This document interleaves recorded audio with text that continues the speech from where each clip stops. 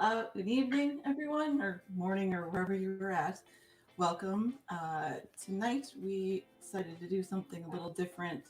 MathPig found this video of Jordan Peterson, really short video of him just talking about some climate change stuff. And we all know how brilliant and wonderful Jordan Peterson is. I'm sure he has some great ideas. I think Robbie's the only one that's seen it. I haven't. Dave and Brian haven't seen it either. I know one thing he brought up, but anyway, so that's what we're doing tonight. I figured I'd just bring my partner and two best friends on and fun for the evening. So she likes to torture us for fun. No, this is my idea. No, I watched it last night, and she was over in the hangout beside me, and I was sitting watching it here, and she's like, "What are you doing?" I was like, "Fucking insanity!" It's like you need to watch this. I can't wait. I'm glad to be here for your meltdown, Amanda. It's gonna be awesome. Well, just say, "Oh, I like to torture." You're the one who tortures Dave all the time with your. I do. So.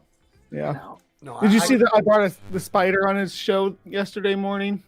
That was yesterday morning? Yeah. Yeah. Feels like an eternity ago. Right. It's been a long weekend. Days just run together anymore. Yeah, they definitely do, especially the last couple weeks. But I guess we'll just go really quickly and say who everybody is, even though you've all been on my channel a bunch of times. So, Dave, I'm sorry, we have a really, really special guest with us tonight.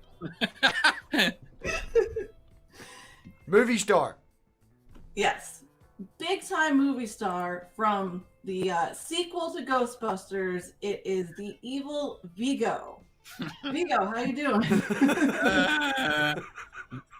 Vigo, that's you. I'm good. Apparently, I'm making a new film. Oh, is that right? Yeah. So, Robbie, is there any way we can bump the sound up any, or? It's flashing in the red. Tighten my fucking deal with it. He's old. It's literally flashing in the red here. Get it together, old man. Yeah, that's why they decided to make the new 2021 Ghostbusters. It's all about Vigo. Dave is starring in it. So,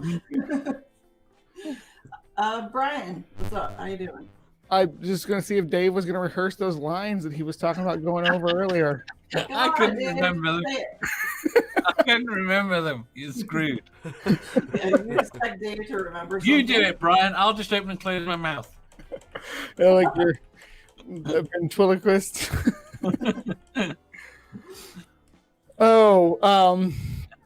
Yeah. What was the question again? I'm sorry. I prepared my brain for this. Yeah. So I'm Jordan Peterson. I got to get ready. So. Yeah, we got two people that are stoned and two people that are unfortunately sober tonight for this. So let's see how it goes. Yeah. No. Weed is necessary for Jordan Peterson. That's what I'm saying. You, Robbie, MathPig, how you doing? I'm all right. I've got my 3-month review for work tomorrow, so I could get sacked. But apart from that, I'm doing all right. I highly doubt you're gonna get fired. Who's reviewing you? The area manager. Not your boss. Oh no, he's fucking useless. Do we need to send some recommendations in there? Some evaluations. Customer. No. Everybody just needs to become a member. Everybody needs to become a member, and then I can rake all the money. Atheist money. Big atheist money. Have you learned the dance? Have I learned the what? The dance. No, I've not. How are you going to impress them if you don't learn the dance? My work. And this. Have you seen this? How much of this dance is like the funky gibbon? Something like this. I don't know. It's something That's like that. A surprising number of it. Probably. Okay, so climate change, yay. One thing I wanted to start with really quick before we get into the video was there's still a lot of anti-climate rhetoric coming from the right. Ted Cruz and that crazy woman from Colorado came out and mentioned how that they care more about their own constituents than they do about the people of Paris, because they have literally no idea what the Paris Climate Accord is. even though it was drafted fucking almost 6 years ago. Plus, we have Biden pulling us out of the Keystone XL pipeline, which was one of the things that he did on his first day. And that seems to be a lot of the complaints from people on the right, especially Trumpists, that are saying, well, look at what Biden did. And they're claiming that it's something like, I've heard 40-something thousand jobs were lost. I've heard 70-something thousand jobs were lost. It all has to do with those lost with the Keystone pipeline. So it is just, and it's nowhere near 40,000 or anything like that. That's what those guys were saying in Jefferson's yes. thing last night. 75,000 jobs were. You know what though? It's too late for some of that damage. That pipeline already leaked once. Once I know of. It might have leaked more than once, but I know that I kind of followed it. Yeah. I can't comprehend how it's that many people for a finished pipeline. No, it's not. It's I think it's somewhere around 5,000 total, but it's not they're not full-time jobs either. You're talking about people that come in and work on the pipeline, part-time and then are let go, and these jobs are just gone now. You have people but they're not. They're going to get the oil. They want the oil. They're going to get the oil anyway. They're just going to tanker it round. Yeah. At the end of the day, the jobs in oil are still going to be there. There are going to be there might be pipe welder jobs go, but pretty much everything else is going to stay. The maintenance people, the people who come down the pipeline and check in all the valves and make sure everything's running properly on a schedule. They have a contract where they do that, and they might be in up in the north, on the Atlantic coast 1 month, and then out in the desert on the next month. They just go all over the place and check those lines. They got a good union and everything, but it's good work. But it's like she was saying, it's not someone consistently there going through 8-hour days every day. No, usually the people that work on patchwork and maintenance they work in a union for other jobs, and this is just something they're called in to do. They don't have 11, 40, 70,000 people that are standing around every day and going into work to fix these patches or whatever. So I understand that, yes, there are jobs that will be lost as we move over from fossil fuels to green energy, but there are more jobs to be gained in green energy overall. So this is something that the Keystone XL pipeline was something that we fought against for a long time, and it, between the leaks, the taking over of sovereign land, all of it was something that was necessary, and it needed to get done, and I'm glad he did it. And again, I'm sorry that there are jobs that were lost, but yeah. So, but what do you guys think about the whole, I don't care about the people of Paris thing? I gotta ask, when you say that, are they saying the people of Paris specifically, like they think the Paris Climate Accords is just about the people in Paris? Yeah. Oh wow! It's just the only way you could. It's the only way you can interpret what they're saying. They are that stupid. They think it's that. And the worst thing is their base probably believes it. Because that's the thing, and that, like, I thought about it, and Boehner, or whatever her name is, the Colorado crazy woman, I'm convinced that she probably does think that. Cruz, on the other hand, as horrible of a man as Cruz is, I'm not sure he's quite that dumb. I think he's trying to push this rhetoric, and he's trying to say, he's trying to muddle the conversation and say, well, he knows his base isn't smart enough, and they'll believe it. And so they will continue to fight against things like, progression for climate change, because they think, we're pouring all our money into helping the people of Paris or some bullshit like that. When it takes literally 2 seconds to, look up what the Paris Climate Accord is and see that it's not specifically about. There's a nice bullet point list about that you can see out there that are just readily available. All you gotta do is Google it, and they got little bullet points that tell you everything that's proposed by the Climate Accord. So getting hung up on where it's being drafted at, because that's where it gets its name from, right? Just where it was drafted at. Mm-hmm. So same with Montreal. You started with Montreal was the first one, and then you had Kyoto, and now you have Paris. These weren't wasn't about the CFCs weren't about Montreal. Kyoto. Okay, can I suggest that the next one is somewhere in Florida? yeah, you put it somewhere in the U.S. and they'll eat it up. Yeah. The Tampa Climate maybe, Accord. Not Florida. Too many people in the U.S. would turn their nose up at something done in Florida. So.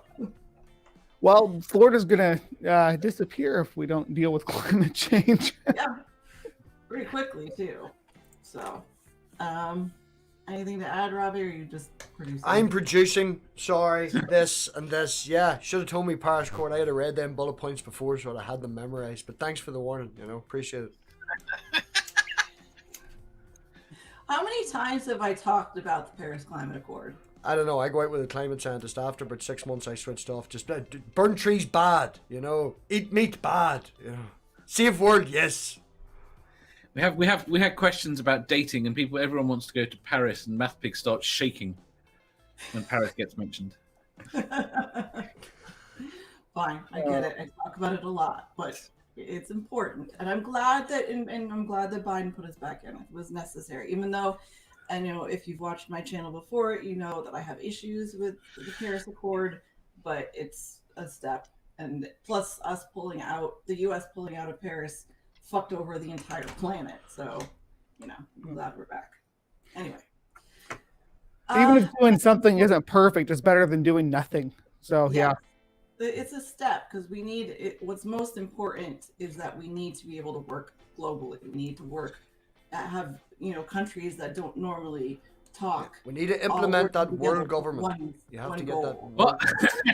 The world government. You have to implement that world government. When is he doing a day devoted to the climate? A what? A day devoted to the climate. Well, I mean, that's Earth Day. When's Earth Day? Oh, no. April? Biden is doing each day. He is doing executive orders devoted to a theme. Oh, I right? didn't know that. At the end of the day, the U.S. is in a state where the Paris Climate Accord is completely irrelevant to the U.S. unless the American government is willing to do something about your coal industry, like destroy it. Yeah, which is something that unfortunately we were in the process of doing, not destroying it, but it was fading away until Trump came out and made this big deal about the coal. He saved it! Yeah, all these coal jobs, literally 8,000 coal jobs total in the country. Is that clean or dirty coal? Dirty. Dirty coal. Just checking. Well, the counties that these industries were in, the dead industries now were in, are some of the poorest counties in the country. It's really kind of sad that because they poured, and I get it. I do. It's sad. They poured all their infrastructure into this industry. Spent all their cities' money, all their county money on accommodating this industry, and it was a big boom for about 40 years, and then it sucks. And I understand why they're upset about it, but it's not coming back. It's no different to any other industry that comes and goes. The longevity of it is not to be expected. Yeah, pouring all of your efforts and resources into one industry is never a good idea. That's why we have places in the Midwest that are completely shut down, because they were big auto industry places at one point, but there is an ebb and flow to every industry. Now, the problem with what Trump did, again, like I said, there are a very limited amount of jobs. We were on the way of mostly phasing, coal out.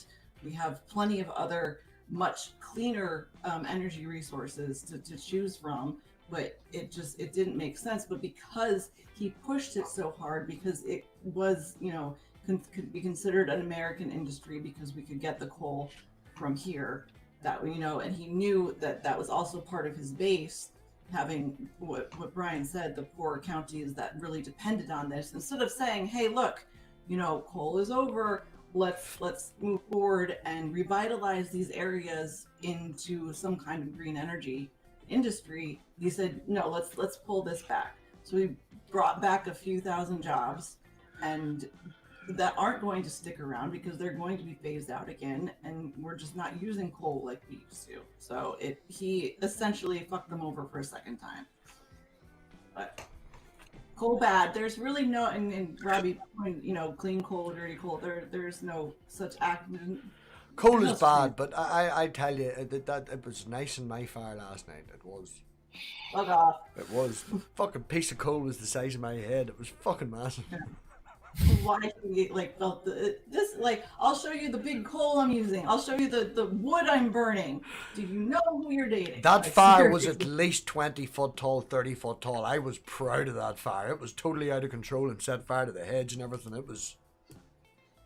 It's bad. Stop doing it. All right, you guys ready for this bullshit? Yeah. Let's see what he's got to say. Well, we let Greta go because Greta only talks for about a minute or so, and then we'll get to Jordan. And feel free to shout and scream. Well, if you could, after Greta's done, I know what I recognize what she's about to say. This speech, so just take a second to talk about that. But if you guys want him to stop, just yell stop. Yell at me because Mandy can't do any of this. So, are we ready? Yes. It's all wrong. I shouldn't be up here. I should be back in school on the other side of the ocean. Yet you all come to us young people for hope. How dare you? You have stolen my dreams and my childhood with your empty words, and yet I'm one of the lucky ones. People are suffering. People are dying. Entire ecosystems are collapsing. We are in the beginning of a mass extinction, and all you can talk about is money and fairy tales of eternal economic growth. How dare you?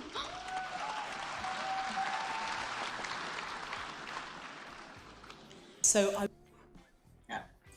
a lot of people have judged her on this, said that she's trying to be dramatic about it, but I feel her in this. Not only in terms of you've put this on us, like you've taken our future from us, and you're not doing shit about it. And I see that not only in my job, because it's my job to attempt to fix this bullshit, but I also see it with my kid. Like, this is part of the reason I do what I do, because I know what is coming.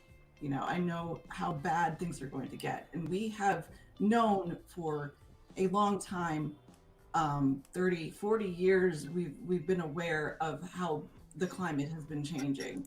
And yet we have continuously pushed it over to the next generation and said, well, they'll figure it out. We'll just keep burning our fossil fuels, and we'll keep living the way we're living.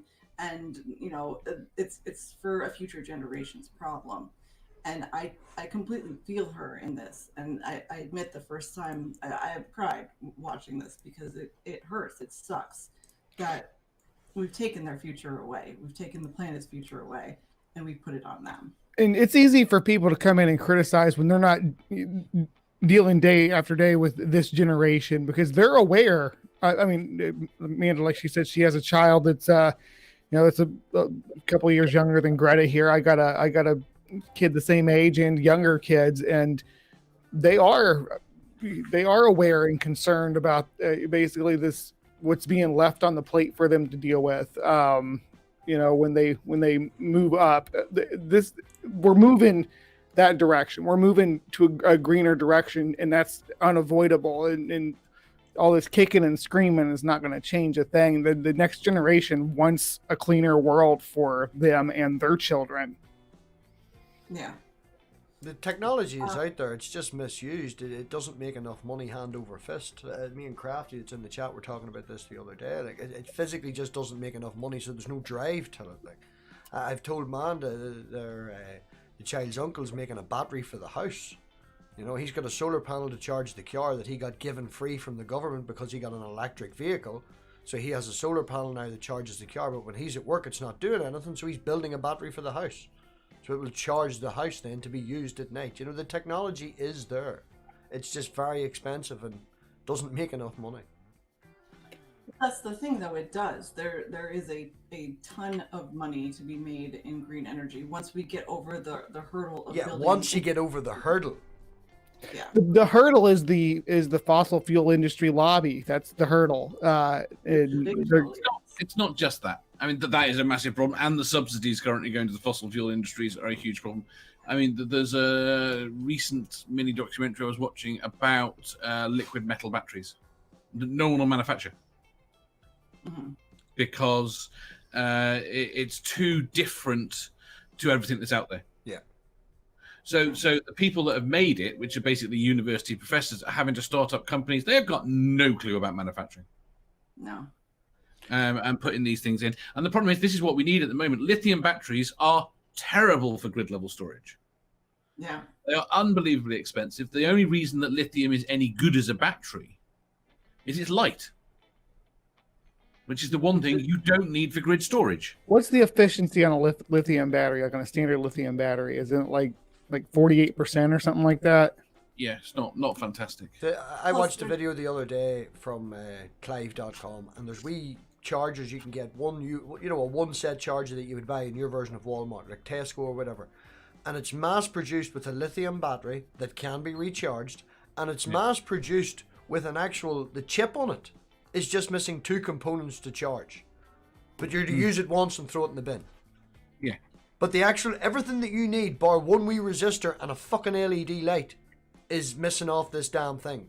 And it would be able to be recharged, and you could recharge it and use it again. But no, you're to use it once and throw it out. They want to keep you buying them. They tend to be batteries that have failed quality control.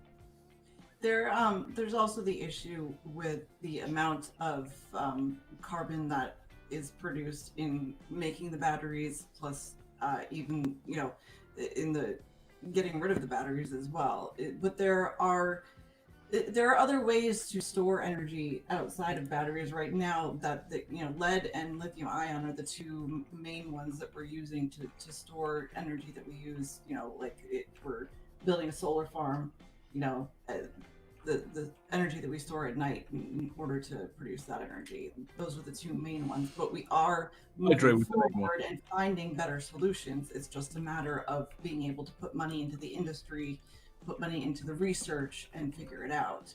Another main component of what Greta's talking about here is something that I've also talked about before, especially it was one of my biggest problems with Biden's climate initiatives, is that we need to stop making it as important as the economy is and as much of an incentive as it is to switch over to green energy. We need to stop making it about making money. That as much as important it is, that shouldn't be what matters. What should matter is the fact that we need to save the planet. And Biden's initiatives lists out right away, moving toward bolstering our economy through green energy.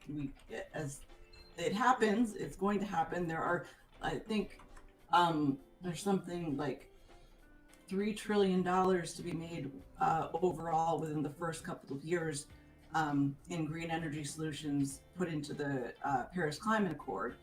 But that doesn't mean that we need to be focusing on this. We need to be worried more about what we're doing to the planet and how we're going to stop future damage, instead of worrying about the money that needs to be made. So I don't know how you guys feel about that, but I completely agree with her on that. I think the money that needs to be made overall is irrelevant. I think that the way to incentivize it is to put a money incentive in it, and I think that's usually done through most efficiently done through subsidies. You've either got to tax heavily carbon. I was going to say carbon tax, and it's not just about the subsidies itself. We need to make sure that they are penalized for the amount of carbon they're pumping into the atmosphere.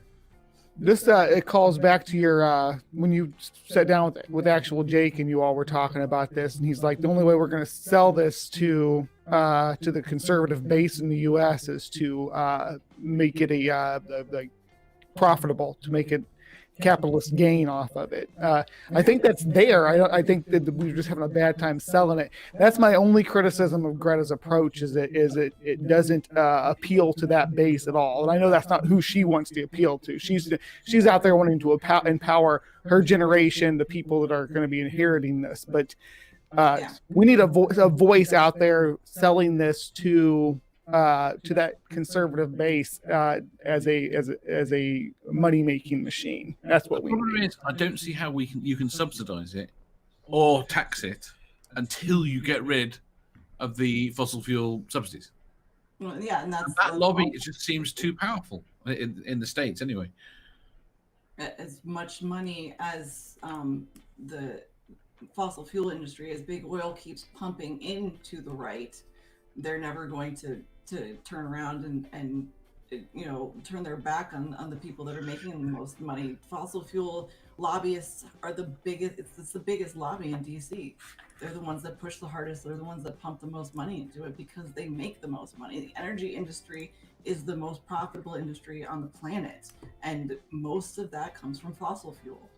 So, Are you ready Robbie? for Jordan to tell you how you're wrong? Yeah, let's hear what this. Yeah. sorry. He's a real expert. Says the magic man. yeah. Warlock here from Carpathia. So I was wondering whether you thought climate change could be an issue that could unite us all on left and right, moving us beyond debates about C16 to discussions at the UN at Katowice next month, where perhaps humanity might finally discover its global map of meaning. No.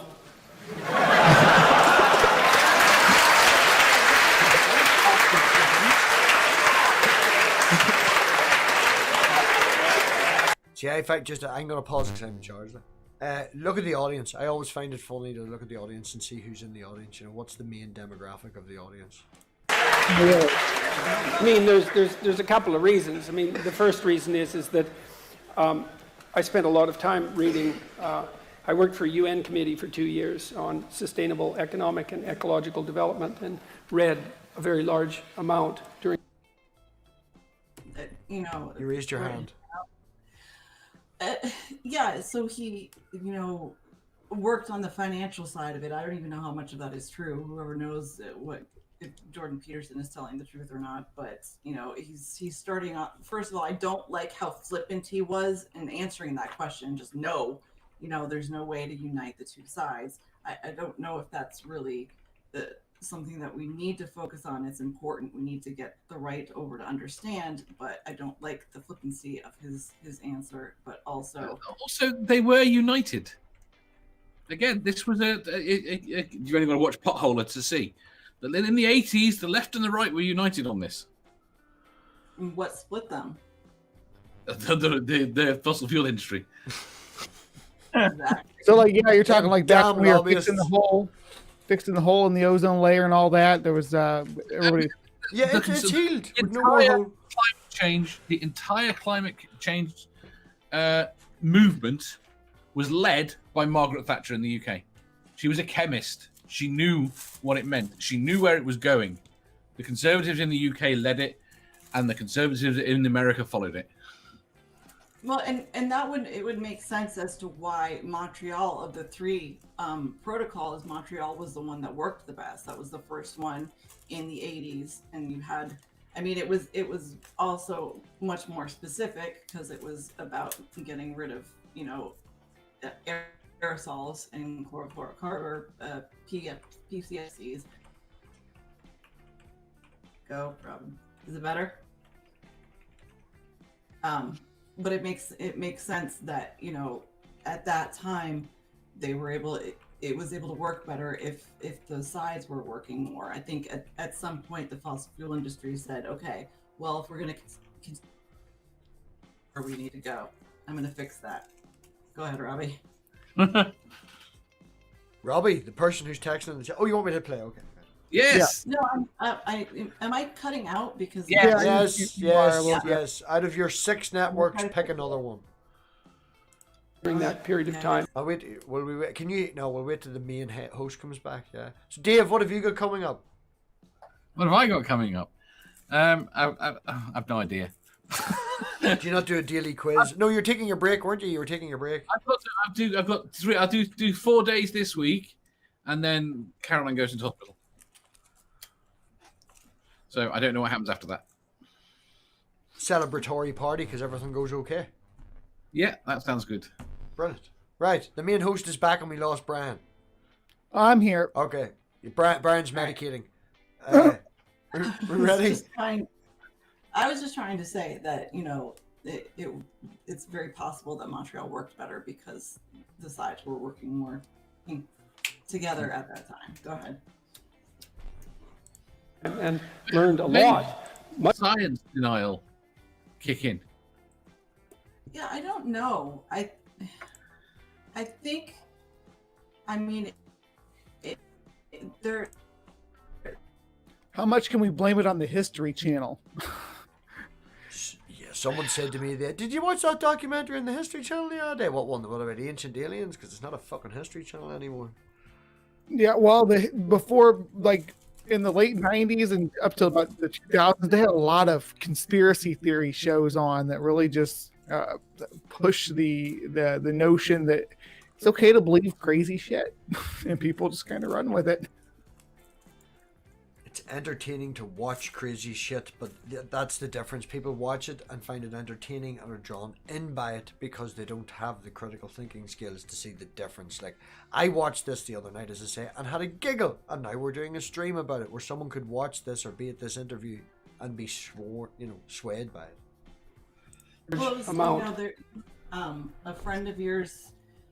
Are you fucking kidding? This is my goddamn channel. Oh, that's right. Sorry, I just thought I run this shit. Go on ahead.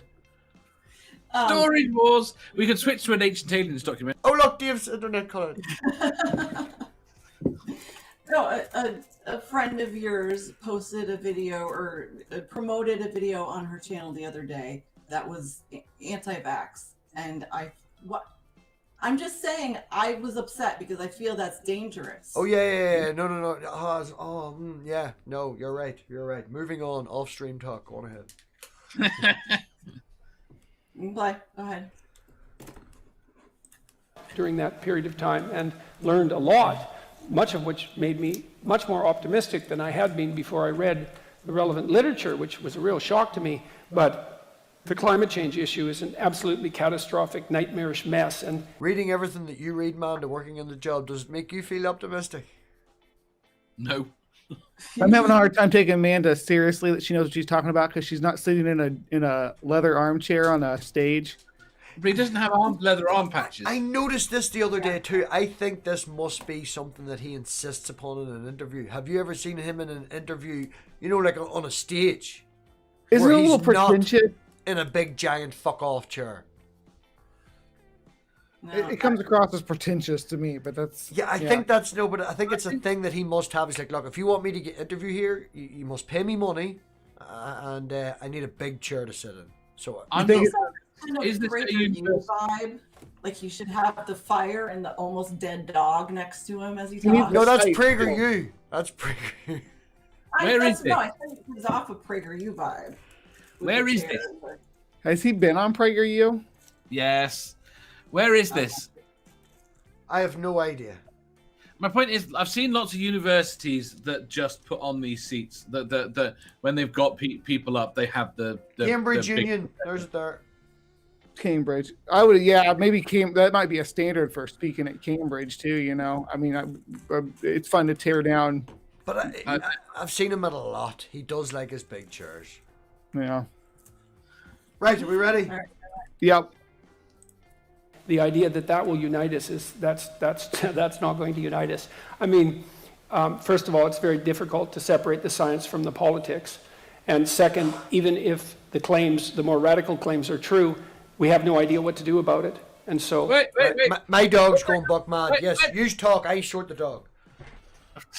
We'll sort the dog, you talk. What are the more radical claims? What have I missed? What are the more radical claims? I can only think he's talking about like the hyperbolic stuff, like, oh yeah, we got 10 years and it's people saying stuff like that. And me and Amanda talked about that ad nauseum on past streams, where that's a horrible way to approach this and a horrible way to present it. But fuck you, Al Gore. Fuck you. My AOC does that stuff too, and I love AOC, but yeah, it's like, stop saying it that way. Sorry, he can't claim to have read the stuff and to be working from what is effectively the pop science rather than the models. Yeah. Well, I'm sure he doesn't understand them, and he hasn't actually read the models and doesn't understand the projections. So either way, and I've said this 1,000 times, our projections are never going to be perfect. We've been wrong many times, but as we advance the science, we're able to be more accurate about it. And to say things like, yes, okay, we have the 1.5 degree degree Celsius global temperature hike that we have studied to a great extent, and are able to say that once we pass this on a global scale, it will be a problem. There are certain things that are, I wouldn't say immovable, but it's not just, hyperbolic. It is an issue that needs to be addressed. Saying things, and I will admit to, using the rhetoric that it will be the end of our planet as we know it. But that's true, considering the amount of species that are going to be lost, if not ourselves. To say that it's overblown, I think kind of defeats the entire argument and pulls it back to the opposite side. So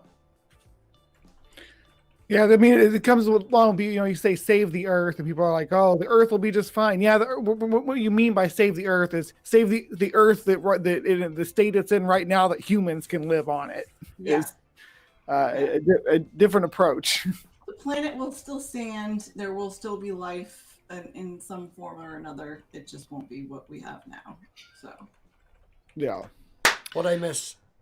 I think there must be. Nothing. It's this interpretation when models are presented with ranges that they say that you're predicting. When you turn around and say, if we do it by a degree, this will happen. If we do it by a degree and a half, this will happen. If we go to 2 degrees, this will happen. If we go to, and they look at this and say, oh well, they're saying we're going to go to 3 degrees, and everything's going to burn.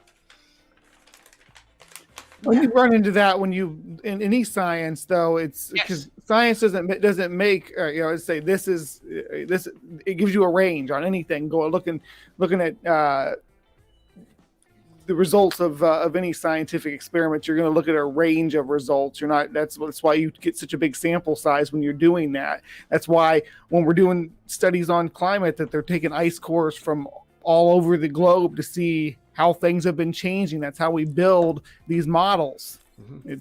There's going to be some margin for error, because that's the way science works. It's not pinning it down to say, oh, by next year it's going to be 2 degrees warmer. No, it's over the next 10 years we should see 8 degrees increase. That's the way it's presented. There are also some definitive things, like knowing how high the sea level will rise depending on how much of the ice that melts in the Arctic.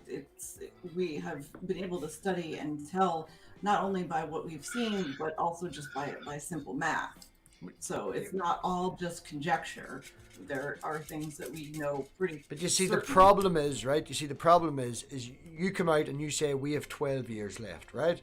So people get their act together, and then they sort ever so slightly this, or they sort ever so slightly that, and then you come out and you go, we've now got 20 years left, and then the right wing just goes, you see that? Fucking about. It's because the prediction that you made was made on the relevant data that was available at the time, but that's what science is, and it changes. So as the thing goes further along, it does change. As you'll see, makes a reference to this, how it's, Go. Ready? Yeah.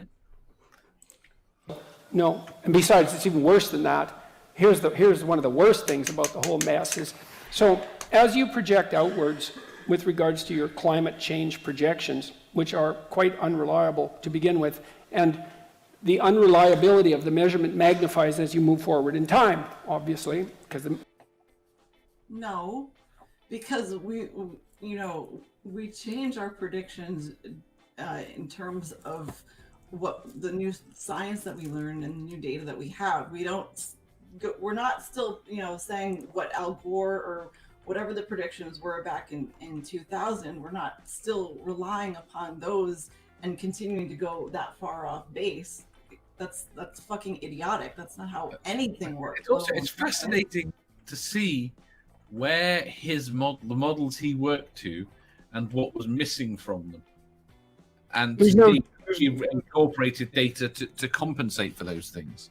Yeah, there's no third axis that he's talking about here on his model that he's laying out there, which is time, which means as we move forward, the stuff that's projected way out here moves forward too. He's talking about moving into an unknown area where things change. No, the whole thing moves together as one.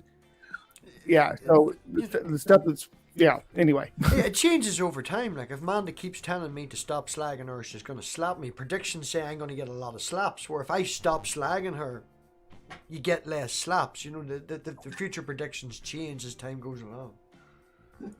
The errors accumulate. And so if you go out 50 years, the error bars around the projections are already so wide that we won't be able to measure the positive or negative effects of anything we do right now. So how in the world are you going to solve a problem when you can't even measure the consequence of your actions? Like, how is that even possible?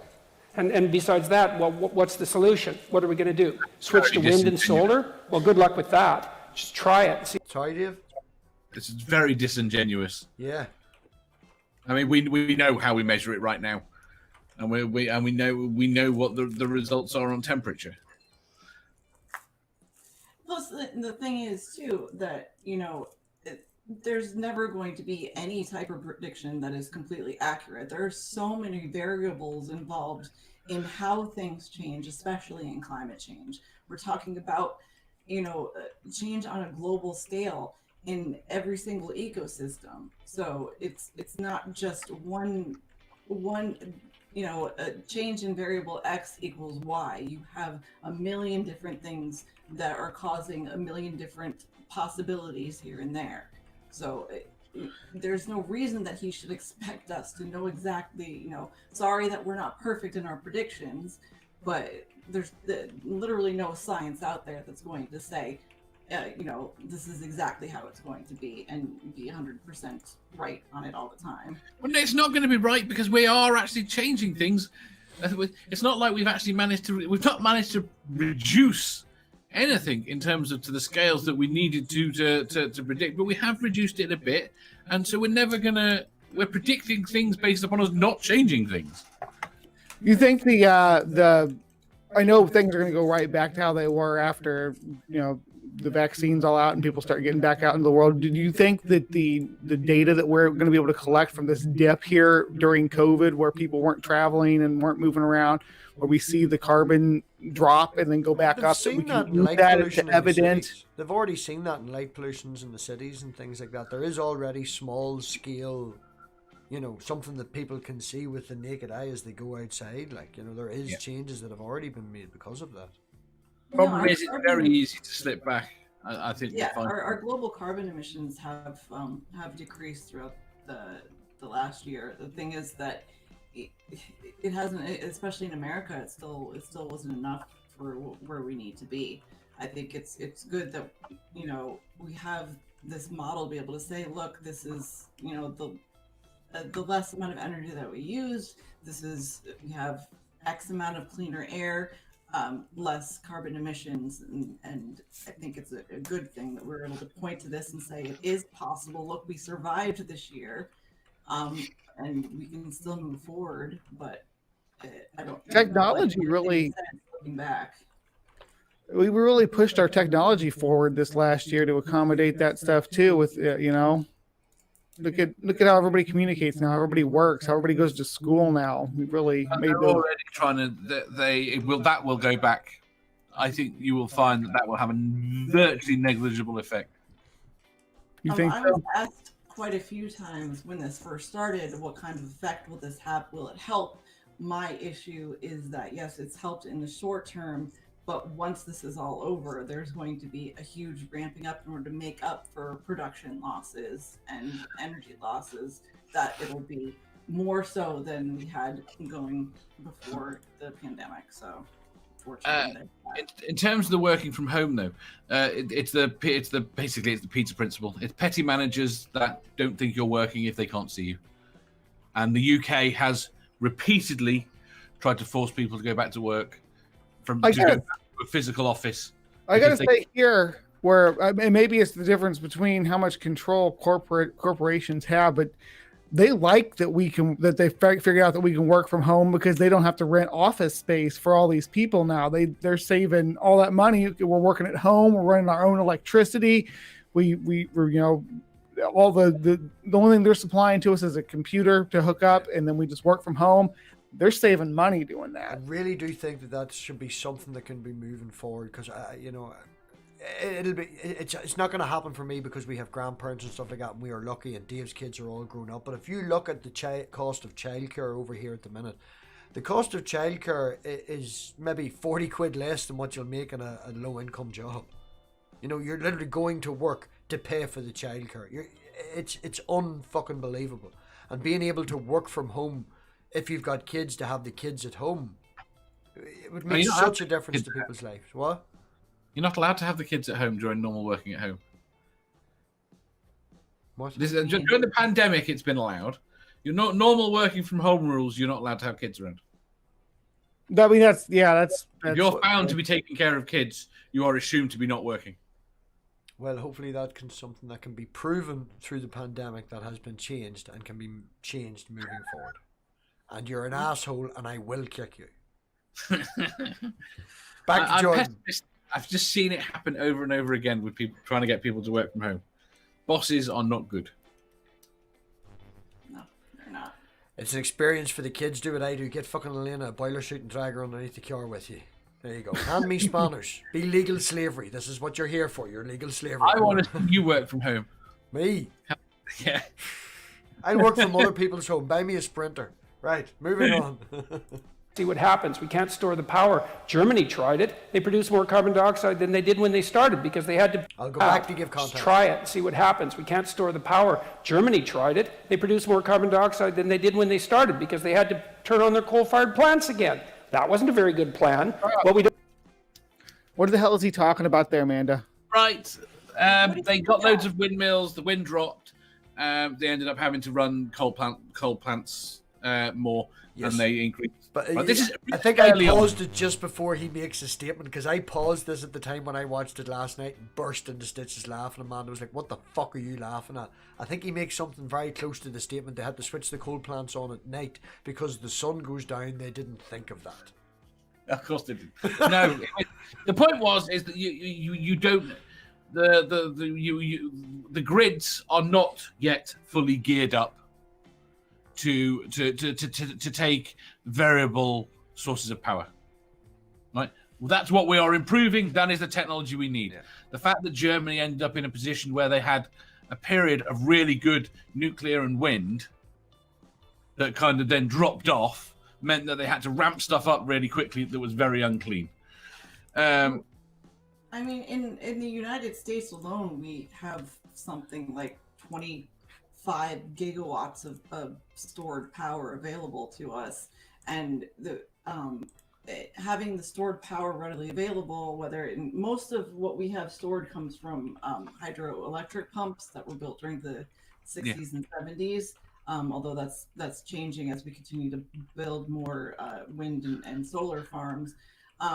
It takes less energy and less amount of time to pull energy from the stored power than to ramp up the fossil fuels and use the coal-fired plants and stuff like that.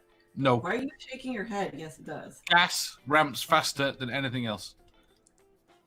The energy that is already stored and readily available, as opposed to having to go through the system of a steam fire plant and coal fire plant. Can we take a moment to appreciate how dubious this dude looks on the screen right now? That class. I was just looking at that going.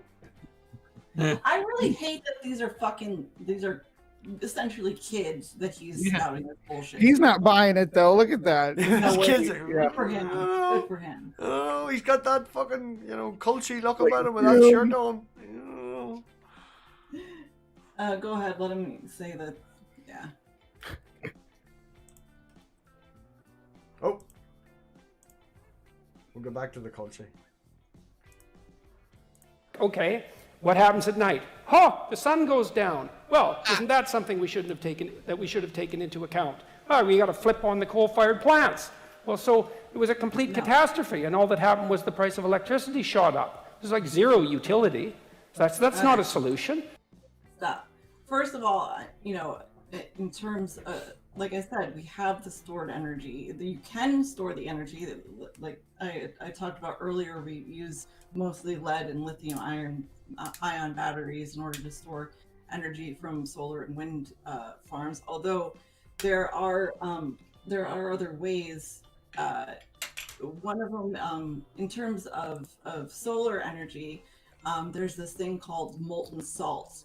And what it is molten salt is kept to at least 450 degrees Celsius in order for it to have this liquid effect. It pretty much runs like water and it holds heat in, and the molten salt is pumped up to the towers, the solar towers, which it then takes in more heat. It's heated to a bit over 1,000 degrees Fahrenheit. And then that's sent through the steam turbine in order to pull that energy out.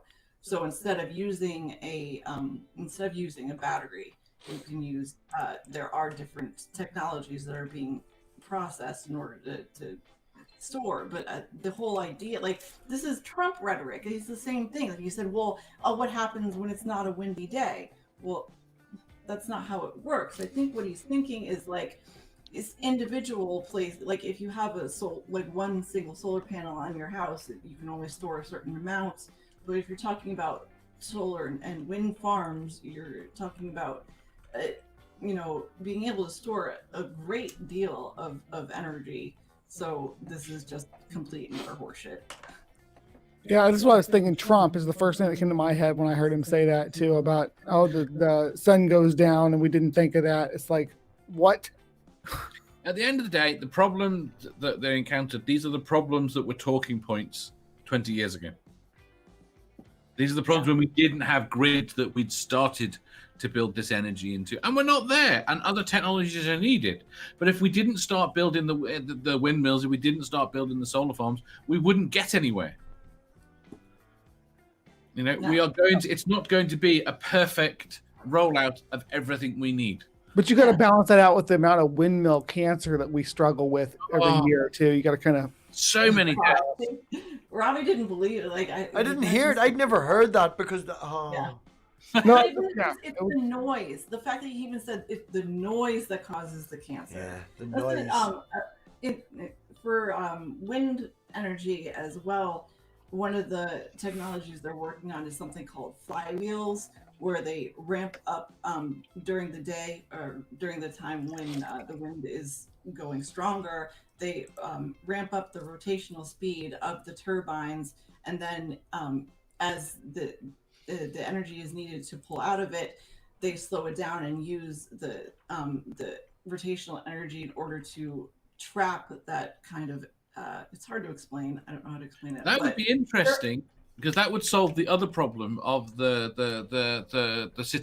rotating mass that keeps grids happy. Because windmills cause a problem because they don't have a massive rotating mass. The turbines.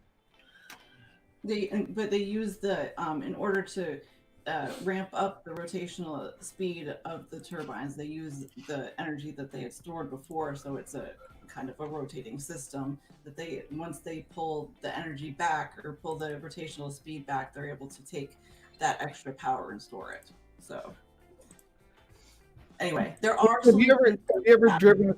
And we do store the energy. He's insane.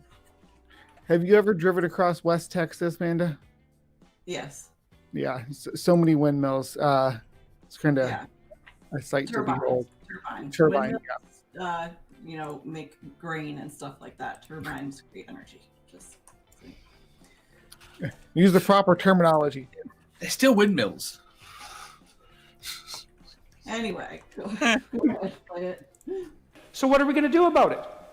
Well, we should cut back. We can't consume as much as we are all consuming. It's like, well, maybe, except the data that I've read indicate that if you can get the GDP of people up to about $5,000 a year, then they start caring about the environment, and the environment cleans up. So you could make a perfectly strong case, I think, and a reasonable one, perhaps even a humane one, that the actual idea would be to get everybody in the world who's poor, desperately so. Capitalism is the way forward. Go on ahead, David. No. He's mixing up 2 points. This is the reason that every single climate accord we have had. What are you looking gobsmacked for? Because his face. We've had, oh yes, right. I'm looking at you, not him.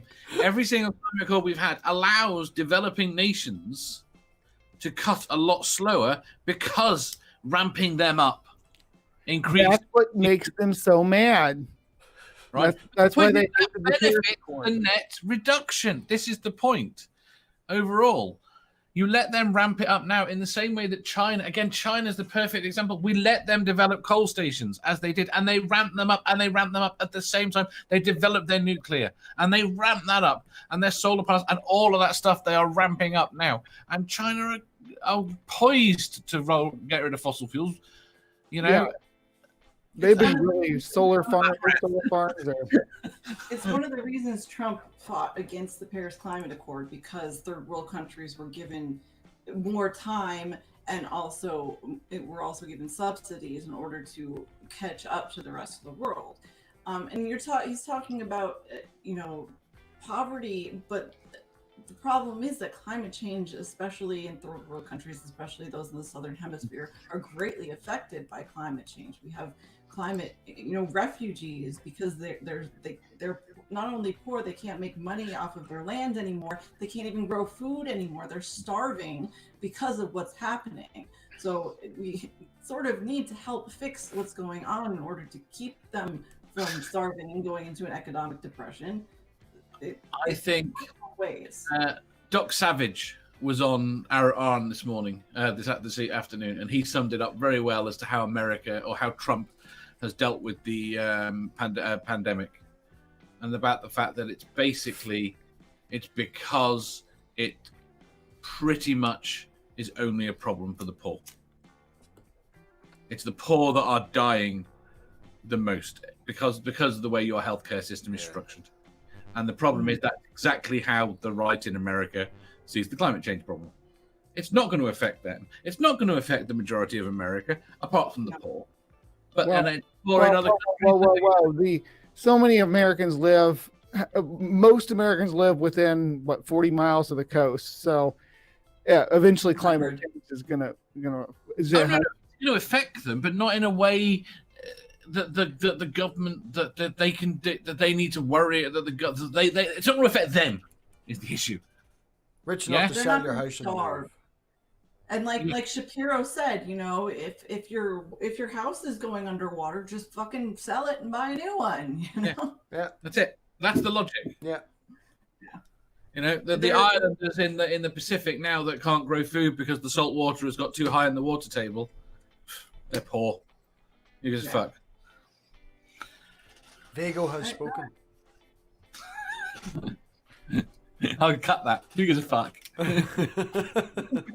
Right, are we getting rid of the O face? Yeah. Did somebody get it memed real quick for us before we move on? 3 minutes and 49 seconds there, Brian. You can go back and screenshot it and put a dildo in there. Out of poverty as fast as possible, which would increase consumption in the short term, because then they'd start to care about the environment and things would clean up. It's like, okay, well, what are we going to do about global warming? Well, good luck. I love that they keep cutting to this kid. Sorry. Them caring about the environment does not make fuck all difference. We've established that in the States. The middle class in the States do care about the environment. The fucking middle class right in the States vaguely care about the environment. This kid is my spirit animal.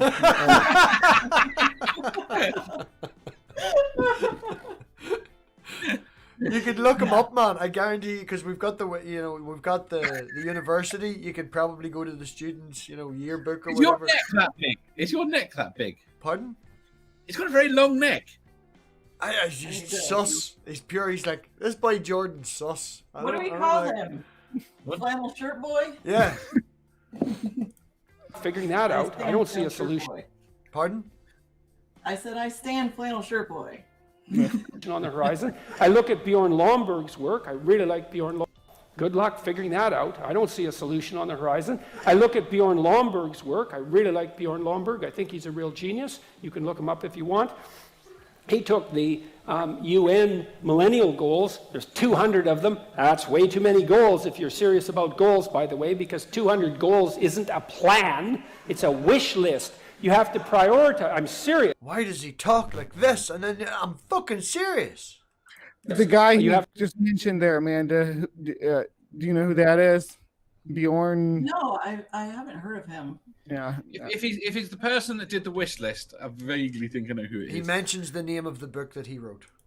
Well, regardless, you're talking about one person. And also in terms of this wish list, yes, there are a lot of steps that need to be taken in order to fix what we've broken. But that doesn't mean that we should just go, oh, fuck it, I give up. There are things that are more important that we've been able to put on top of the list. You know what an accord is? What, Brian? Isn't that what an accord is? A list of objectives? It's not a list. It's a list. It's a list of ideals, a list of things we need to. And the point is he's not wrong that you need to prioritize them. That doesn't mean that you do them in order. That still means you're doing lots of them.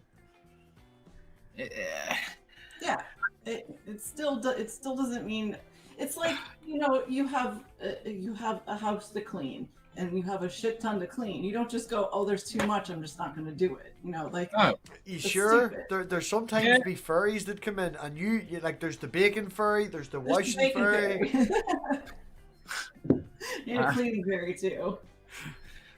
I got one of those magic tables where if I just leave the mess on the table and I come back in the morning, it's gone. It's gone. Just say thank you, Badger. Oh, did Badger? Okay, cool. Thanks, Badger. All right, go ahead. Goals isn't a plan. It's a wish list. You have to prioritize. I'm serious. You have to prioritize. But they won't prioritize because each of the goals has its constituents. And if you prioritize, then you irritate the constituents. But if you don't prioritize, then you can't implement the plan. So what Lomborg did was gather a teams of economists, multiple teams, some of whom were Nobel Prize winning economists. He had them assemble teams. He had them rank order development goals in terms of their return on investment, all of the teams. Then he averaged across the teams. Why are we consulting economists about this? Oh, you'll see why. Okay. He came up with a final list, and addressing global warming wasn't even on the list. The most fundamental, he wrote a book called How to Spend $75 Billion to Make the World a Better Place, and that's not very much money on a global scale. Almost everything that he recommended had to do with increased child nutrition in developing. Yeah. Well, that's idiotic. Again, this is one person saying, He asked Nobel Prize winners though. It doesn't matter. Yeah, but the point was it was a different focus. It was a focus on making things better with $75 billion. And I'm very, very sorry, but $75 billion towards climate change in its own right is fuck all. Yeah. And like I just mentioned earlier, you talk about feeding starving people. Well, one of the biggest issues we have with food right now on the planet as a whole has to do with climate change. We're not, the amount of sweeping drought and the changing ecosystems are completely fucking with the way, especially third world countries, are able to grow their food, so raise their livestock. So fixing the climate change issue will help with the starving people. Thanks, Jeff. Jeff found our citation there. So. Oh, thanks, Jeff. Right. In developing countries. It's like, these things are complicated, man. These are complicated. It's like, well, let's fix global warming. It's like, okay, well, good luck with that. First of all, how are you going to do that? You used your To think favorite that will word. unite us, certainly Yeah, it's not global warming. Stop calling it global warming. But not I'm uniting us so. surprised. It's the especially with the older generation, but you guys know why. The economics of it is important, but it shouldn't be the only issue, and that seems to be where he's headed to in this direction. You're going to do that, and to think that will unite us, but certainly not uniting us so far. So no, and it's the kind of low resolution thinking that just gets us absolutely nowhere. I like what Lomborg did way. He just said, well, we don't really have a solution. So he's, what's the solution? We don't really have a solution, so why bother doing it? Talk about fucking low resolution. First of all, the term low resolution thinking is stupid as shit. Amanda, that vein in your neck is cover where your hair there. It's starting to bulge. But that's so idiotic. Again, you're saying, well, I don't know the answer, so fuck it, why bother? That's stupid. It is so stupid.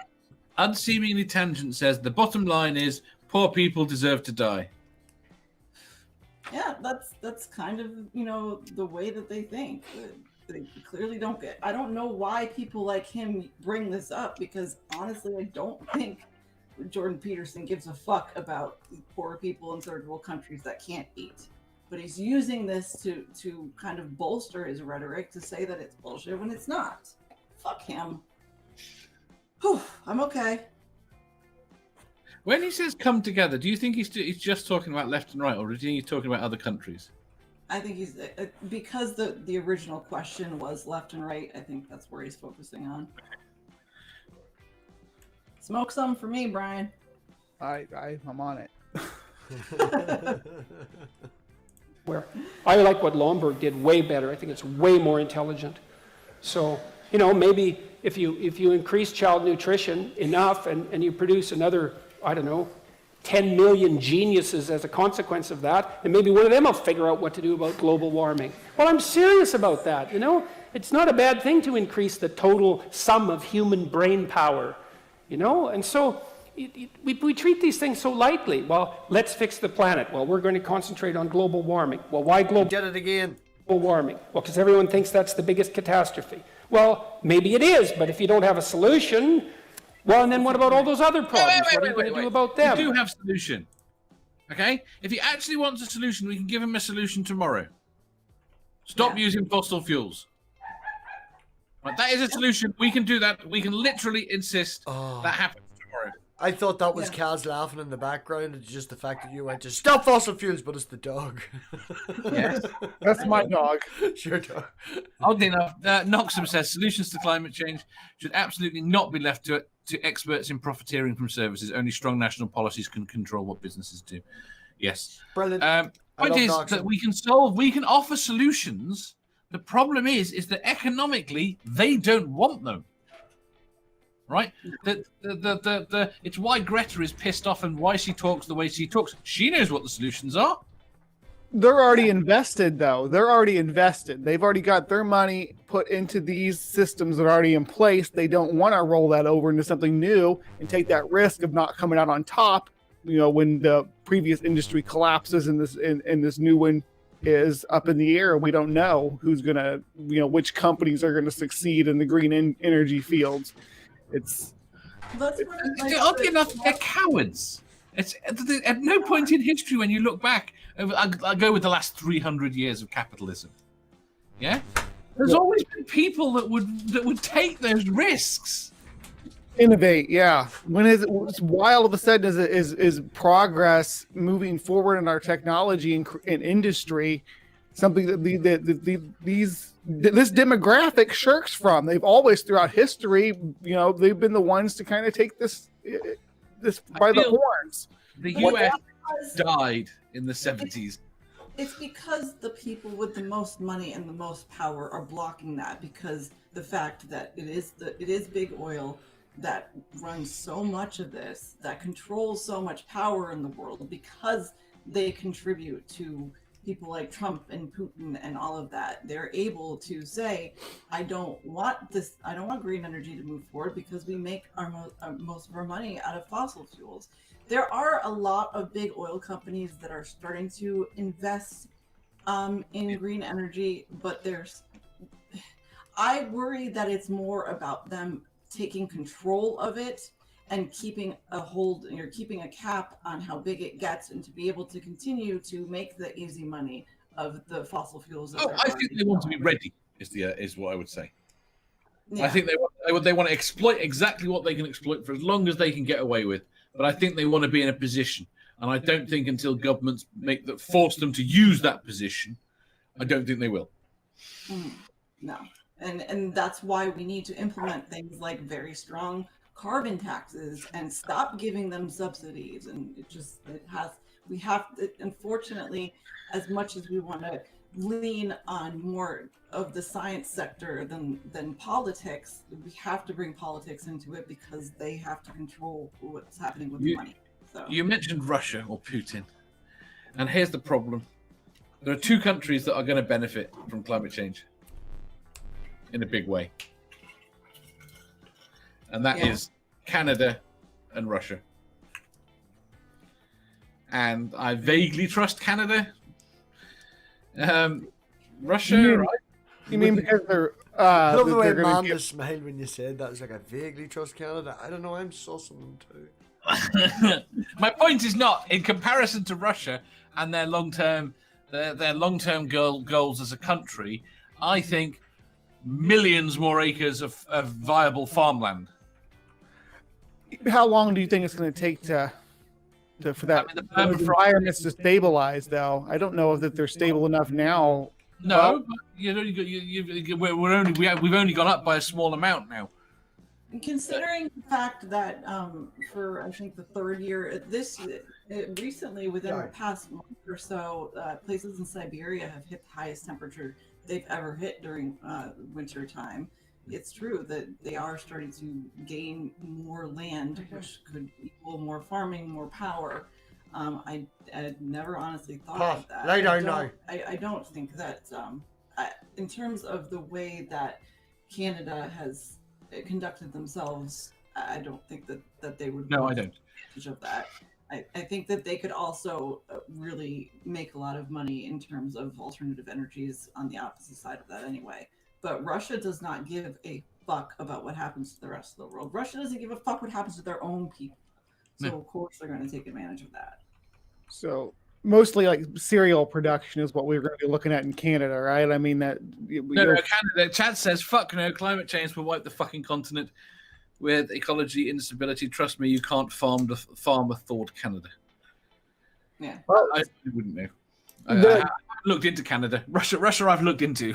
The land that when a glacier melts, the soil underneath the glacier is usually pretty rich, but yeah. But in terms of turning over an ecosystem like that, it's not quite as simple. I would think it would be decades out, or probably centuries out, before the ecology of the sort of ecological stability in terms of right the whole ecosystem together. Robbie? Yes, do you have any? No, I was with no, I'm a producer. I'm only here to look pretty, okay? I'm here to look pretty. That's about it. Mouse monkey, press the button. Come on. Well, we'll ignore them because we can feel good about, being concerned about global warming. It's like she's fucking dead serious. She's I'm just. If you're not here to contribute, why are you wearing a shirt? At least take your shirt off. Yeah. All right, Robbie, let's go. Hashtag find flannel shirt guy. Okay, I bet you he's on Twitter. Right? Should bring him on. We should definitely get him on to get his ideas in this. It's fucking snowing outside, Brian, too. You don't see the car this morning? None of them. Wait.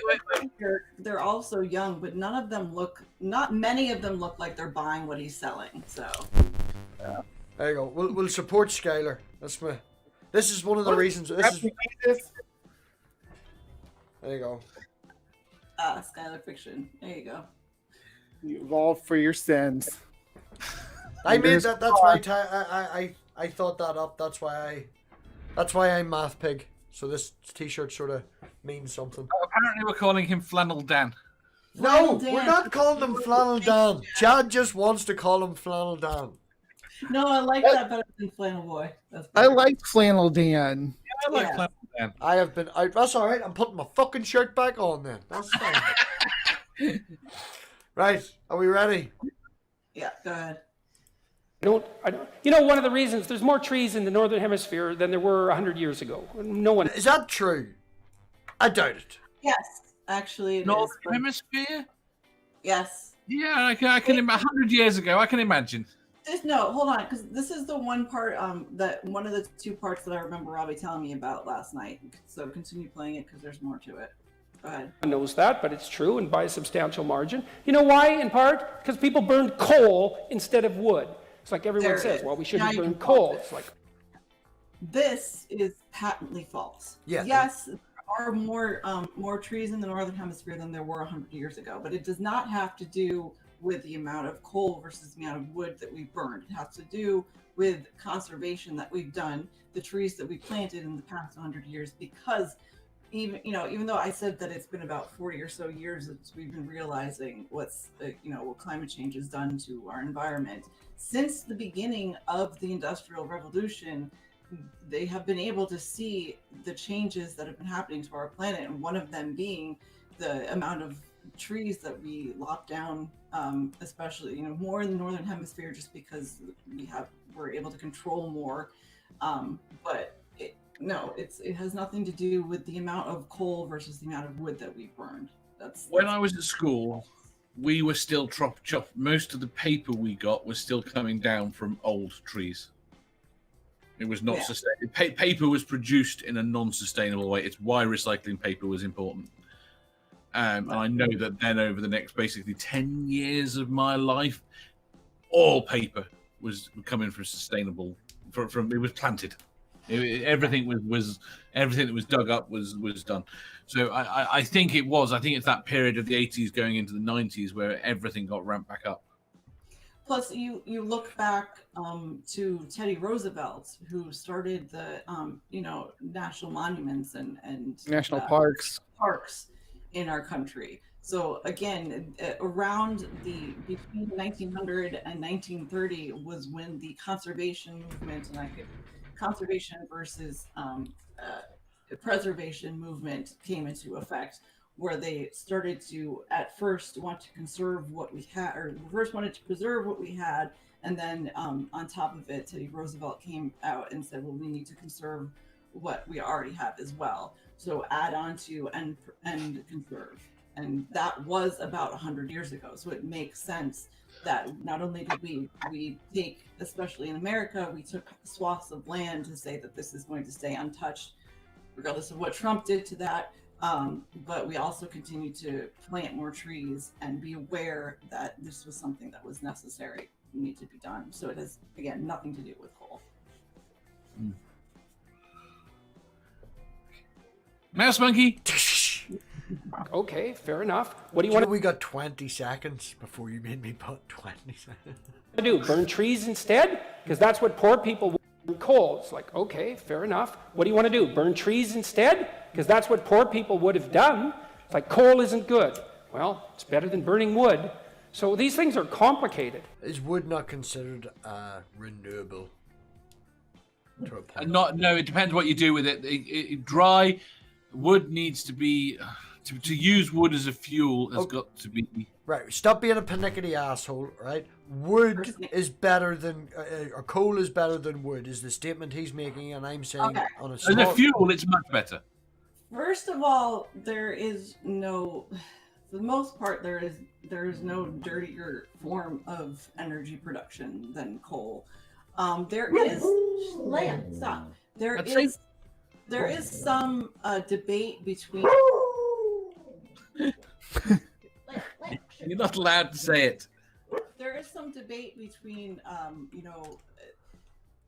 how much carbon is emitted when burning coal as opposed to burning stuff like biomass, which is wood. Now, coal produces about produces more than 1,000. Let's see. 1,000 kilograms of CO2 per megawatt hour of energy produced. Okay. As opposed to biomass, which depending on the type of tree, type of biomass it's somewhere between 400 and 600, as opposed to over 1,000 that comes with coal. You also have the added factor that with trees, there's a sort of net zero effect that you have, because as the tree grows, it takes in carbon from the atmosphere. So what is left when burning the biomass? The problem is that they're using that as an excuse. Is the problem? Oh, sorry, Dave. What'd you say? They're using that as an excuse to ramp up biofuel. Biomass. Either way, we shouldn't be using either. No. Biofuel is not as effective and efficient as some other forms of fuel. It's actually one of the least. Talking, wood and moss and those sort of things. It's not as efficient. It does emit less carbon overall. Like I said, there's the net zero effect, but it really shouldn't matter either way. We should just be looking toward alternative energies. So, but it's Mouse monkey line here. Fuck me. Okay, it's not like I'm doing three things: talking to Brian, watching the stream, making sure that this is right, and Yeah, but all you're meant to be doing is using your mouse on the play button. Hi, John. Thanks for coming. I can't text it because I'm being shouted at. Hey, Dark Matter. They're unbelievably complicated. And so, no, it's not going to unite us. And we're not going to do a damn thing about it either. So it doesn't Nobody's doing anything about it. really matter. So, Not doing it. well, what are we going to do? You're going to stop, having heat? You're going to stop having electricity? You're going to stop driving your cars? You're going to stop taking trains? It's like, you're going to stop using your iPhone? Go on, just do it, man. Just get the oven mitt and slap yourself in the face. Phones? You're not going to do anything. But we already said this. And no yes, wonder. we could do this. We're so close to the end. There's like 6 seconds. Shut up. There's We 6. already said that we have a thing. We could just stop doing this tomorrow. Government policy could do it. It's as if he's suggesting there are no other forms of energy production other than fossil fuels. Yeah. That seems to be what he's saying, which, I mean, he literally spoke about the economic value of alternative energy, so he knows that's not true. I don't understand why he's pushing this rhetoric, to be honest with you, other than to be disruptive, really. So, can we just build massive nuclear plants in Texas and export power all over the world? Why Texas? It's far enough away from me, and the people there seem to be arseholes a lot of the time. It's not that far away from me. Solar panel the whole Sahara Desert. that's not necessary. Someone tap Elon Musk there. You know how I'm a proponent of nuclear. I mean, obviously there are better forms, but we have the technology and Mandy, you are so quiet. Like, flick your mic or something. Nuclear is it's a good place to start for transitioning away from this dirtier stuff, fossil fuels, moving towards green. But yeah, anyway. it would give us the time in order to build the infrastructure needed in order to move forward into alternative energies, because as we discussed, there is time and money necessary to be able to not only build the solar farms and the wind farms, but to connect to store the energy, to connect all of that to the power grid. We have these the nuclear energy and nuclear options already available. So in terms of transitional power, that is a very good solution. Good. Monkey, right. 9 seconds. That's it. 9 seconds. So can you shush for 9 seconds? Like, you're going to stop using your iPhones? You're not going to do any of that. And no wonder. So no. Thank you for that. Okay. Yeah, you can say anything. Pull it back to Flannel Dan. Have him on the screen while we finish this. I don't understand the point why he Separate the science, the more radical claims. Subject, even though he claims to have been part of some kind of economic summit or something many years ago in terms of green energy, but I don't see why he felt the need to. It was mostly, we don't have a solution, so why fucking bother? I feel like that seems to be the main point of what he's bringing across here. I don't know. What do you guys think?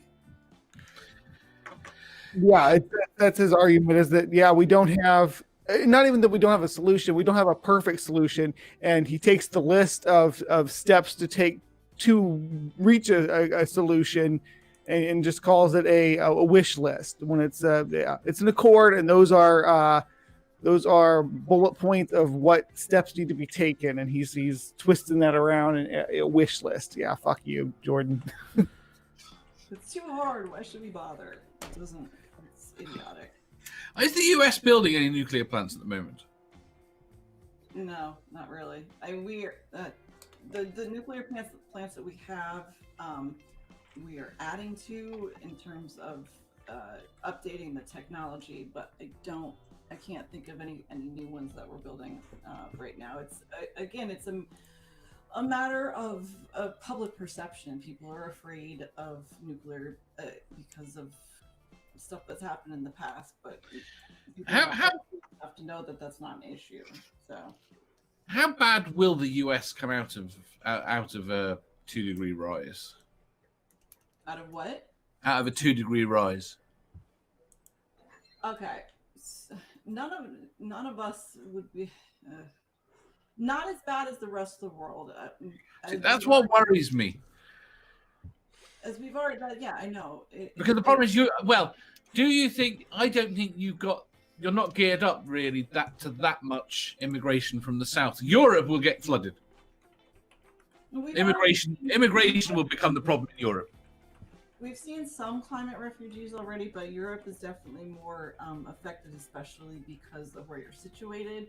The hardest hit areas in the world right now, places that have already exceeded that 1.5 degree temperature hike, are mostly in the continent of Africa and some in Asia, and it's mostly in the southern hemisphere as well. And that's why Europe is seeing more of an influx in terms of climate refugees than anywhere else. Like I said, we have our own. There are issues in South America with climate change, but also with problems with the burning down of the Amazon and such. But it's like you mentioned earlier, how the richer people won't be affected as much. In terms of America, we have so many different climate zones. We have the ability to grow our food in many different areas and to adapt a little bit better because we are a wealthier country. So we are not as affected, and we won't be as affected, at least not on a grander scale, and not in terms of time management. But without us being affected, do we not do anything? And that's the problem. So. Because he does seem to be, as it said in the text, he seems to be arguing for the status quo. And the status quo is a lot of dead and displaced poor people. Yeah, I saw somebody say that in the chat up there, too, that, this status quo position. Exactly. I think, when we finish, anybody else have anything to add? You will talk for another 2 minutes because I just blanked out the screen for 30 seconds to up your audio because you got real quiet. So you will talk for at least another couple of minutes to make that worthwhile. Somebody, if Sam's still in the chat, when you guys are done here, Vagrant Sam is streaming tonight. So if somebody could throw up his link for him, make sure you guys go watch him. I don't know. Closing thoughts. Vigo, let's start with you. Yeah, that's you, dude.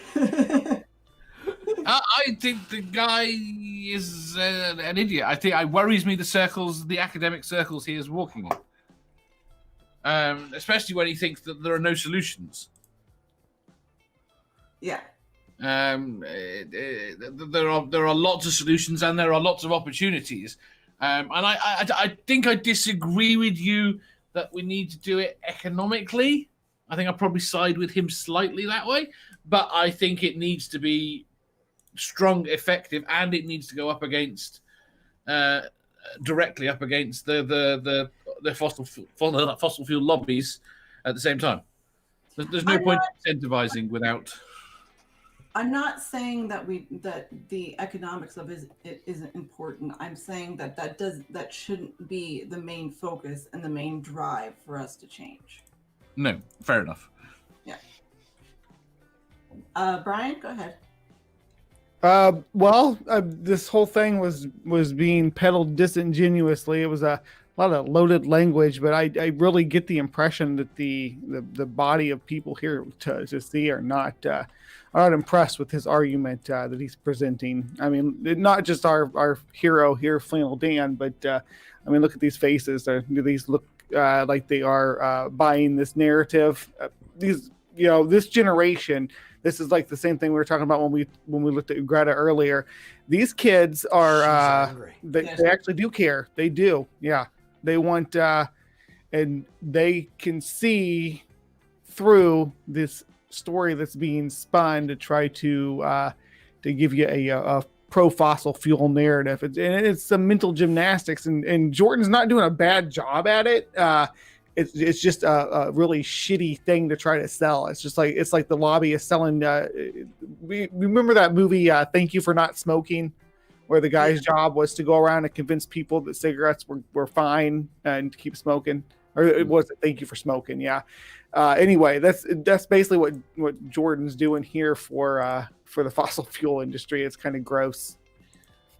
Yeah, no, and I'm really glad that they kept cutting to the audience, because like I said at the beginning, it was kind of upsetting to me that he was spouting this bullshit at a younger generation like this, but they, for the most part, even though they clapped and laughed a few times at his idiocy, they really don't seem to be buying what he's selling, because they know, just as Greta said, that this is on them, and we've left this on them, and that's not fair. So go ahead, Robbie, your final thoughts. Don't burn shit. Yeah. Get them wind farms up and going. Don't disagree with Manda. Brian looks good in his flannel shirt, although I do think that we need to do a hashtag find flannel Dan. Yes. Yeah. I've added a command. Pigbot has now got a command. If you type FLAN with an apostrophe at the start, you will get hashtag flannel Dan. I would like to hear what this kid's thinking. I would like to honestly know.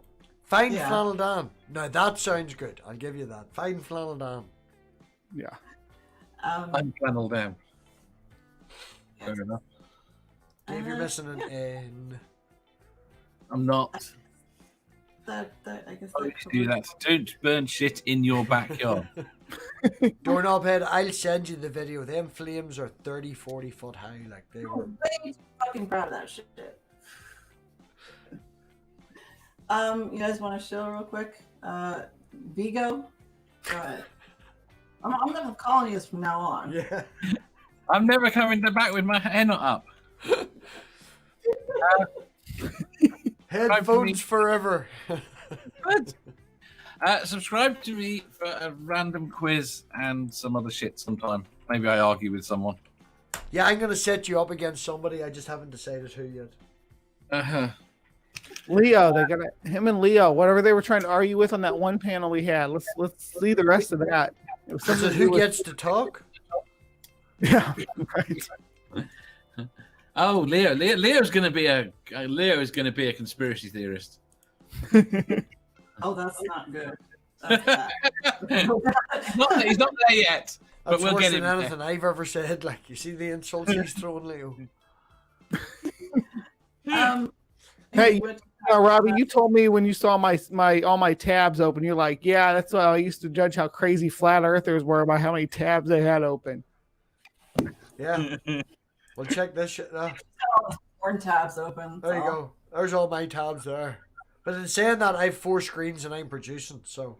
Yeah. I've got about 70 tabs open. Why? Why? Why? 87% of that is porn. Okay. So. No, It's about 94. 30%. Brian, what you got coming up? A new episode of Monsters is out tomorrow, so enjoy that. And I got more of my breakdown of Matt Powell's atrocious movie dropping on Wednesday. I think we might be up to the space octopus. We'll see. You guys realize that he made this movie specifically so people like us would do fucking videos on YouTube about it, right? Yeah. JunkShop said it perfectly last week. JunkShop was like, I haven't heard of Matt Powell so much in this last month, and it's repeats of the same fucking shit. Dave asked me to do a review on it. I was like, why? Everybody fucking else is. Yes, but the point is, the thing that Matt Powell doesn't realize is the first time when he did his fucking video, the first one, he was the one that benefited from everyone reviewing it because he was little known. This time it's the other way around. He's not the one getting exposure; it's the people doing the reviewing. Well, I just want to our talk to review Flannel Dan. Can I just find Flannel Dan and interview him? I'd rather do that than fucking review Matt Powell. Yeah. Well, we did our review because Ethan was in the movie. Yeah. We're the friendly neighborhood and atheist. specifically in that, Brad, if I can interrupt, unedited raw footage and all that as well, because the different points of view. The way he was like, "I'm not a science guy. I'm going to ask you a science question." It's very right. Oh, are you allowed to talk about your request and proposal, or is that secret? Me? Yes. Oh yeah. Well, he challenged me to a debate, and I said, okay, if we're going to debate, this is the topic we're going to debate. And he said, no, we're going to debate about the Grand Canyon. I said, you want to debate about the Grand Canyon? Find a geologist. Here's what I want to debate about, and he hasn't responded back. Oh, damn. Which is about dispersal, because that's what his whole damn movie's about is animal biological dispersal. And I said, we'll debate whether your flood model or the current model that we have in biogeography accounts for the diversity of life better. And he's like, no, that's too much for my audience. So whatever. He doesn't want to talk to experts. I just want to check. I just want to just check. Is Cider and Port still in the chat? Is he still in the chat? Is Stephen still here? He was here. Yeah. And just out of curiosity, Brian, where were you going to have that debate with Matt Powell and yourself? Oh, I hadn't even got to that point, but yeah, I was yeah, that's where I was gonna go. Yeah, see, he was gonna have it on my channel. Fuck you, fuck you all. No, it's just I was just waiting. Other than Stephen. not having a debate on your channel with Brian, what are you doing this week? Robbie. You said Brian. No, I said other than not having a debate with Brian on your channel. What are you doing? I'm thinking of doing an open hangout on Wednesday. We're sort of doing I wouldn't go so far as saying a rebrand, but a whole chop and change of the channel, going with red and black, And yeah, some stage this week, maybe Wednesday. I know we can't do it Thursday because Stephen is having a debate in Modern Day Debate, so we can't do that. Pardon? What sort of debates are you having? He's having socialism versus capitalism on Modern Day Debate on Thursday. Modern Day Debates? Hasn't he got a mate with a channel that does debates? He does, but no. Is Modern Day Debate, is it like a knockoff of like MathPig channel? Yeah. Something like Basically. that, but with bad moderation, So anyway, he's having that on Thursday, so we might have a open hangout on Wednesday. There's a few people I'd like to reach out to. Let me know as well. There's a few Christians out there I'd like to talk to and find their points of view and stuff like that there. And I don't know, Amanda said it's not worth my while talking to crazy Christians. They're not crazy, not all of them. I think it's worthwhile getting a point of view. And yeah, leave a comment, like and subscribe and all that YouTube bullshit. Yes, everybody on the panel is in the description. And then next Sunday at 8 or 7, which is whatever time I put, I don't remember. I will have Dr. Stephen Hobbs on. He goes by the Doctor on Twitter. He is a biologist and he's working on vaccines right now, so we will be talking about that. So that's my show. And education, craziness, fighting against craziness, asking questions about craziness. Everybody should sub to Amanda. Yeah, everyone should sub to Amanda. Stephen says MDD is at least February the 1st, which is Monday. In a week. Monday so week. you were wrong. I could sort that sooner, but You could have it on Thursday night. You've got nothing on. no. Well, thank you guys for coming and joining me tonight. I appreciate it. Thank you to everyone in the chat. We'll see you all very soon. Don't forget to think critically. No, don't do that just yet. Don't just make something up for 30 seconds because it's Vagrant Sam not going live and now I'm posting the link and now you can talk about the end of the stream. Yeah, sorry, don't forget, please, Sam. Speaking of which, both Vagrant Sam and Mr. Bear, two of my absolute favorite people in the world, just started doing live streams. So please go find their channels. Put the links in, Dave, if you can. Vagrant Sam, Mr. Bear Atheist, they're amazing and they started doing live streams. Go check them out. They're fucking awesome. Mr. Bear's edited content is amazing too. He has a really sexy is. voice. It's nearly Seth Andrews, but it's not in how it sounds, but how sexy it is. Yeah. Mr. Bear's edited content is probably one of my favorite atheist channels. He puts a lot of love into that. Yeah. But I'm just saying he just started doing streaming and so did Sam. So go check them out and give them some love. And good night, everyone. We will see you next time. Thanks, everyone, for coming. Oh, for fuck's sake, I was finding Mr. Bear's link. Where's fucking OBS? Who's Mr. Bath? Shut up! Bye, everybody!